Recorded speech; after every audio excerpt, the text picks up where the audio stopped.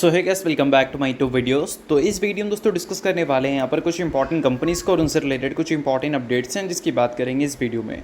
तो चलिए दोस्तों वीडियो की शुरुआत करते हैं। सबसे पहली कंपनी को डिस्कस करते हैं। पहली कंपनी का नाम है BSE लिमिटेड। बट इसको डिस्कस करने से पहले दोस्तों, अगर आपने अभी तक चैनल को सब्सक्राइब नहीं किया है तो चैनल को सब्सक्राइब करके बेल आइकन को प्रेस कर लो और टेलीग्राम चैनल को भी ज्वाइन कर लो, जिसका लिंक आपको डिस्क्रिप्शन में और पिन कमेंट में दिख जाएगा। और दोस्तों एक डिस्क्लेमर भी है, जितनी भी कंपनी से रिलेटेड न्यूज़ एंड अपडेट्स हम लोग कवर करेंगे वो सारी न्यूज़ एंड अपडेट्स सिर्फ एजुकेशन पर्पस के लिए, सीखने के लिए, तो इसको किसी भी तरह का इन्वेस्टमेंट एडवाइस मत समझना। आप खुद से रिसर्च और एनालिसिस भी कर सकते हैं। तो चलिए अब वीडियो की शुरुआत करते हैं। सबसे पहले बात करते हैं BSE से रिलेटेड कुछ इंपॉर्टेंट न्यूज़ एंड अपडेट्स के बारे में। सो दोस्तों अगर आज के दिन की बात करें तो BSE आपको काफ़ी ज़्यादा फोकस में रहता हुआ देखने को मिला था। फोकस में रहने का सबसे बड़ा रीज़न है BSE की परफॉर्मेंस, क्योंकि अप टू 3% गिरावट इस कंपनी में विटनेस करने को मिली थी। अब इस गिरावट के पीछे का क्या पॉसिबल रीज़न है उसको हम लोग समझने की कोशिश करेंगे। बट एक चीज़ क्लियर कर लो कि आज के दिन BSE से रिलेटेड किसी भी तरह का हमें कोई भी पर्सनल न्यूज़ हमें देखने को नहीं मिला। तो इस वजह से बोल सकते हैं कि कोई ऐसा न्यूज़ नहीं है BSE से रिलेटेड वही जो गिरावट का क्रेडिट लेता है, ठीक है। बट फिर भी अगर गिरावट विटनेस करने को मिली है तो इसका क्रेडिट हम दे सकते हैं इंडियन मार्केट को, क्योंकि आज के दिन मार्केट ही खराब परफॉर्म किया है। सेंसेक्स देखोगे तो 500-600 पॉइंट वो टूटता हुआ दिखा था। निफ्टी की बात करें तो उसमें भी 150-200 पॉइंट की गिरावट हमें विटनेस करने को मिली थी। अब इसके पीछे का सबसे बड़ा रीज़न है टैरिफ कंसर्न की वजह से आज के दिन बड़े बड़े जो सेक्टर हैं वो भी गिरते हुए दिखे, जिसमें banking sector, pharma sector, metal stocks, ये सारे। उसके अलावा दोस्तों बड़ी बड़ी कंपनीज़ की बात करें जिसका अच्छा खासा वेटेज है निफ्टी सेंसेक्स में, उसकी भी परफॉर्मेंस कुछ खास अच्छी हमें विटनेस करने को नहीं मिली थी। तो इन सारे कारणों की वजह से आज के दिन बाजार अल्टीमेटली गिरा था और इसी वजह से बोल सकते हैं निफ्टी कैपिटल इंडेक्स आपको अप टू 2% वो भी गिरती हुई दिखी थी, ठीक है। अब देखो दोस्तों, टैरिफ की जब बात हो रही है तो टैरिफ वाली चीज़ों को थोड़ा सा क्लियर कर देता हूँ मैं। आप सभी को पता होना चाहिए कि US की तरफ से 25% की टैरिफ तो ऑलरेडी लग ही चुकी है इंडिया के ऊपर। एडिशनल 25% की टैरिफ जो एज ए पेनल्टी के तौर पर इंडिया के ऊपर लगनी थी, उसका डेडलाइन हमें कल के दिन देखने को मिलने वाला है। अब इस डेडलाइन का बोल सकते हैं टाइम आने से पहले इंडिया की तरफ से कुछ स्टेटमेंट अगर देखने को मिल जाए जिससे ये 25% की टैरिफ हट जाए तो वो एक अलग सीन है। बट सिचुएशंस को देखें तो जहाँ तक उम्मीद है कि 50% की टैरिफ इंडिया के ऊपर लगनी ही लगनी है। अब ये 50% की टैरिफ इंडिया के ऊपर लगती है तो ब्राज़ील के बाद इंडिया भी ब्राज़ील वाले नंबर को मैच कर देगी, यानी कि पूरे वर्ल्ड में जितनी भी कंट्री है सबसे ज़्यादा जो US की तरफ से टैरिफ लगेगा वो ब्राज़ील के ऊपर लगेगा और इंडिया के ऊपर लगेगा। दोनों ब्रिक्स के मेंबर है, ये भी आपको पता होना चाहिए। और ब्राज़ील के ऊपर भी 50% लग रहा है और इंडिया के ऊपर भी 50% लग रहा है। अभी के टाइम पे 25% है। डेडलाइन जब ख़त्म होगा कल के दिन 27 अगस्त, तो कल से हमें 50% की टैरिफ लगता हुआ दिखेगा। तो इन्हीं सारी चीज़ों की वजह से क्या है कि आज के दिन हमें बाजार वीक परफॉर्म करता हुआ दिखा है और कैपिटल मार्केट इंडेक्स भी आज के दिन वीक परफॉर्म करता हुआ दिखा है। बट इसके बाद बात करते हैं BSE के बारे में कि इसके आने वाले क्वार्टरली रिजल्ट हमें कैसे देखने को मिलेंगे, क्योंकि क्वार्टरली रिजल्ट की जब हम बात करते हैं तो उस क्वार्टर में मार्केट कैसा परफॉर्म किया है उस बेसिस पर डिसाइड कहीं ना कहीं हो जाता है कि हमारी जो कैपिटल मार्केट इंडेक्स से जुड़ी कंपनीज़ हैं उस कंपनी के रिजल्ट हमें कैसे देखने को मिल सकते हैं। तो देखो दोस्तों, अगर इस पीरियड की बात करें यानी कि Q2 की, तो इसमें कौन कौन सा मंथ आता है भाई? जुलाई आता है, अगस्त आता है और सितंबर आता है। कौन सा मंथ अभी तक कंप्लीट हुआ है? सिर्फ जुलाई कंप्लीट हुआ है, अगस्त कंप्लीट होना बाकी है। अब जुलाई की बात करें तो जुलाई में हमारा इक्विटी डेरिवेटिव मार्केट अगर देखें अच्छा परफॉर्म किया है, ऐसा हम बोल सकते हैं, क्योंकि 8 मंथ हाई पे इक्विटी डेरिवेटिव के जो ट्रेडिंग वॉल्यूम्स हैं जाते हुए देखने को मिले थे और नंबर था लगभग 381 ट्रिलियन रुपीज़ तक। 8 मंथ हाई पे है, इसका मतलब बोल सकते हैं कि Q2 का जो पहला महीना है वो हमारी BSE के लिए अच्छा गया होगा। और दूसरा महीना भी अगर ऐसा कुछ डेटा देखने को मिलता है इक्विटी डेरिवेटिव का तो हम उम्मीद कर सकते हैं दूसरा महीना भी अच्छा जाएगा, जिससे हम क्लियर कट ये उम्मीद कर सकते हैं कि Q2 कंपनी का अच्छा जा सकता है। बट Q2 का जो लास्ट मंथ है यानी कि सितंबर, वो कंपनी के लिए थोड़ा सा गेम चेंजिंग रह सकता है, क्योंकि सितंबर के स्टार्टिंग डेज से यानी कि 1 सितंबर से BSE की जो एक्सपायरी डेट है, सॉरी डेट नहीं, दिन, वो हमें बदलती हुई दिखेगी। अभी एक्सपायरी इसकी हमें ट्यूसडे के दिन देखने को मिलता है जो कि थर्सडे को शिफ्ट हो जाएगा और इस वजह से हो सकता है कि इनके जो वॉल्यूम्स हैं उसमें हमें गिरावट विटनेस करने को मिले, जिससे अल्टीमेटली कंपनी के जो नंबर्स है उसमें भी इम्पैक्ट दिखे। तो देखते हैं कि Q2 का जो फर्स्ट 2 मंथ अगर कंपनी का अच्छा जाता है तो लास्ट मंथ की वजह से कंपनी के नंबर्स में कितना इम्पैक्ट आता है। तो आई होप आपको ये सारी चीज़ें समझ आ रही होंगी, जिससे ये तो क्लियर कट उम्मीद कर ही सकते हैं कि ईयर ऑन ईयर बेसिस पे Q2 में तो ग्रोथ हम विटनेस करेंगे, बट Q1Q बेसिस पे नंबर कैसा होगा वो देखना काफ़ी इंटरेस्टिंग होगा। बट ये सारी चीज़ों को सिर्फ और सिर्फ एजुकेशन पर्पज़ की तरह लेना, क्योंकि ये किसी भी तरह का रिकमेंडेशन वगैरह नहीं है। तो चलिए इसके अलावा बात करते हैं अब अगली कंपनी के बारे में। अगली कंपनी का नाम है दोस्तों इन्फोसिस, यानी कि इन्फोसिस लिमिटेड। दोस्तों वीडियो में आगे बढ़ने से पहले बात कर लेते हैं एक सेबी रजिस्टर्ड टेलीग्राम चैनल के बारे में, जिसका रजिस्ट्रेशन नंबर आप यहाँ पर नोट डाउन कर सकते हैं।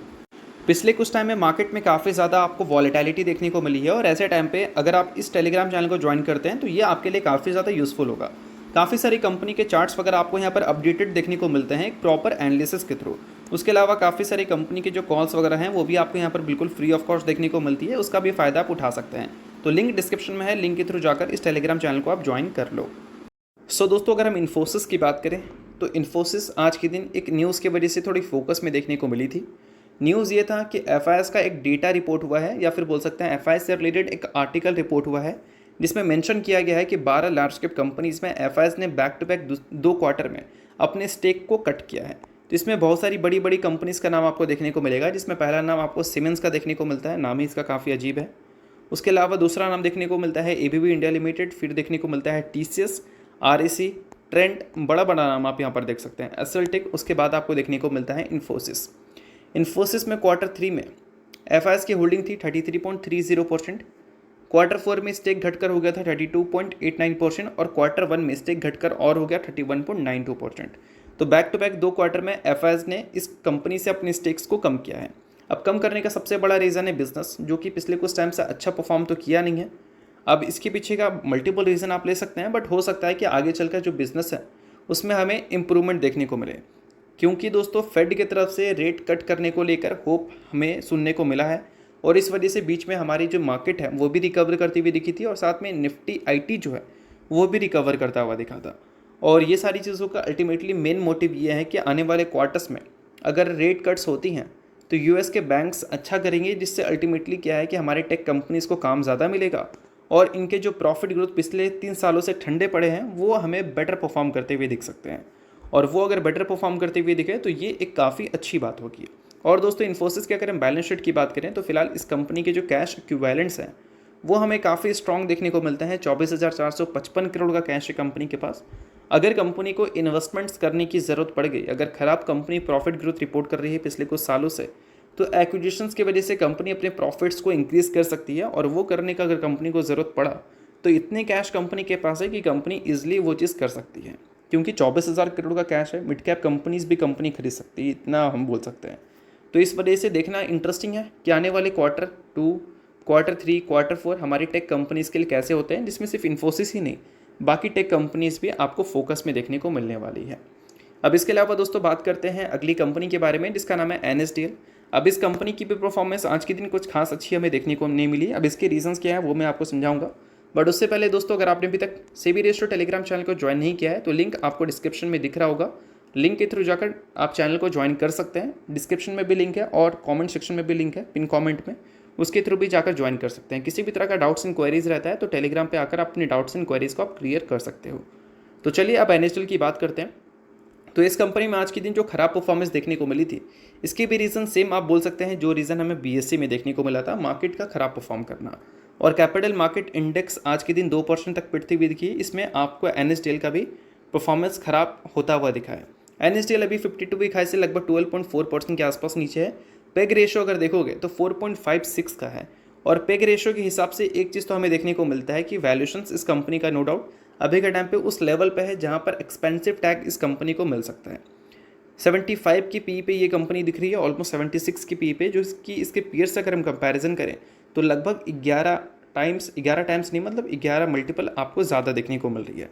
तो इन सारी चीज़ों को आप थोड़ा सा ध्यान में रखना है कि एनएसडीएल का जो वैल्यूएशन है वो ज़्यादा इंपॉर्टेंट रोल प्ले करेगा आने वाले टाइम में, क्योंकि दोस्तों इस कंपनी की रिसेंट जो अर्निंग्स थी उसमें कंपनी के रेवेन्यू में कुछ खास अच्छी परफॉर्मेंस हमें विटनेस करने को मिला नहीं था।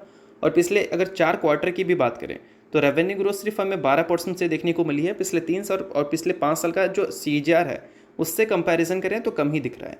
बट वही प्रॉफिट ग्रोथ में कोई प्रॉब्लम वाली बात है नहीं, बट कंपनी 70 के ऊपर की पी दिख रही है। तो उस हिसाब से अगर हम देखें तो 25% की जो ग्रोथ रेट है प्रॉफिट में वो इतना ज़्यादा इनफ नहीं है कंपनी के वैल्यूएशन को जस्टिफाई करने के लिए। तो देखते हैं कि आने वाले टाइम में कंपनी के नंबर्स हमें कैसे देखने को मिलते हैं। अभी के टाइम पे देखा जाए तो CDSL के कंपैरिजन में इस कंपनी का रेवेन्यू तो ज़्यादा है और वो चीज़ें कंपनी आने वाले कल में भी मेंटेन कर सकती है, बट ज़्यादा रेवेन्यू इंपॉर्टेंट अभी रोल प्ले नहीं करेगा। इंपॉर्टेंट रोल प्ले करेगा कि ग्रोथ कैसी है, और CDSL की जो ग्रोथ रेट है वो पिछले कुछ टाइम में स्लो ज़रूर हुई है, और वही सेम चीज़ अगर हमें NSDL में देखने को मिलती है तो CDSL के कंपैरिजन में NSDL की जो परफॉर्मेंस है वो फार डिफरेंट हमें दिख सकता है, क्योंकि वैल्यूएशंस में एक गैप हमें देखने को मिल रही है इस वजह से। तो इस पर एक अच्छी रिसर्च और एनालिसिस ज़रूर कर लेना, क्योंकि काफ़ी इंपॉर्टेंट चीज़ें मैंने अभी आपको बताई है डेटा के बेसिस पे, तो इसको रिकमेंडेशन मत समझना, बट रिसर्च और एनालिसिस आप कर सकते हैं। तो चलिए अब बात करते हैं अगली कंपनी के बारे में, जिसका नाम है नज़ारा टेक्नोलॉजीज़ लिमिटेड। रिसेंटली दोस्तों कंपनी ने स्प्लिट और बोनस इशू किया था। स्प्लिट और बोनस की बात करें तो बोनस 1:1 के रेशियो में हमें देखने को मिला था, और स्प्लिट 1:2 के रेशियो में देखने को मिला था। सो अगर आप इस कंपनी के शेयर होल्डर हैं तो इस चीज़ को आप नोट कर सकते हैं। शेयर होल्डर नहीं है, इग्नोर कर सकते हैं, न्यूज़ थी इस वजह से मैंने बता दिया। बाकी ये किसी भी तरह का रिकमेंडेशन वगैरह नहीं है। तो चलिए दोस्तों, ये वीडियो यहीं तक था। ऊपर तो वीडियो आपको अच्छा लगा होगा, लाइक कीजिए, पहले पर सब्सक्राइब कीजिए। वीडियो निकले बहुत बहुत शुक्रिया।